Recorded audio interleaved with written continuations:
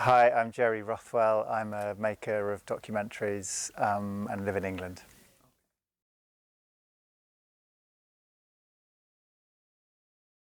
I guess for me it started from the realization that there was all of this archival footage from the very early campaigns of Greenpeace, material that had been shot on the boats, particularly in the whaling and anti-nuclear expeditions in 1971, 72, 73, 74.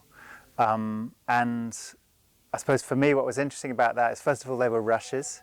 It was quite rare that you get access to rushes, I think.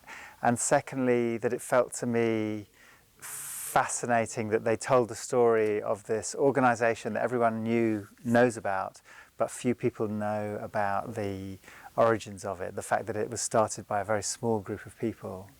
And that sort of sent me to Bob Hunter's writings about this phase of Greenpeace, and he writes very honestly about the kind of creation of this movement. And I thought the film was a good way to, and the footage was a good way to explore how movements begin.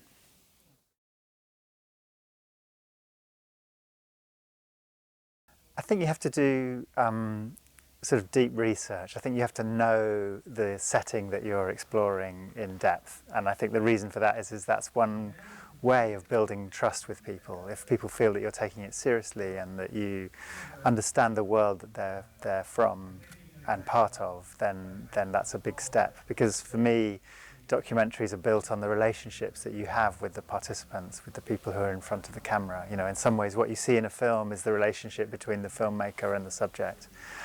So that relationship is absolutely key, and it needs to be a relationship of honesty and trust. So I guess that's probably one of the important things, a couple of the important things. I mean, for me also, I always ask myself the question, you know, why is it important to make this film now?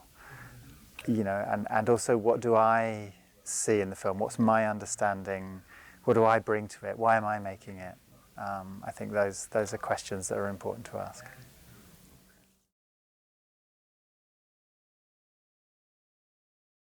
I mean, for me, yes, for me, the themes always come second to the subject and the story. So as soon as I and I guess the reason I get interested in making a film about particular people or a particular story is perhaps because it sets me thinking about big themes that are important. But I don't start by saying I want to make a film about, you know, climate change or politics or whatever it is.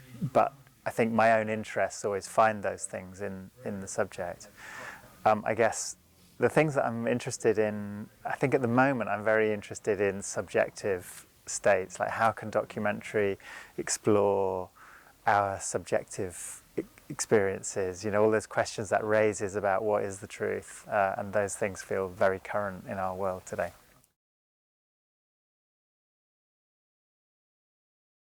I always say, like, the first time I think you show your documentary to an audience, for me it always feels like a parade of mistakes. You know, it's like you sit there feeling terrible with your head in your hands, and then I think you screen it a few times and gradually you learn to see it through your audience's eyes, and you start to feel okay about it again. But yes, there's lots of things I think I would change, but in a way a documentary is it's the thing that you make at that moment. You know, you've made it as the result of a particular process at a particular time, and that's it. You know, like a lot of editors always say, you know, a documentary is never finished. You just run out of time, you know?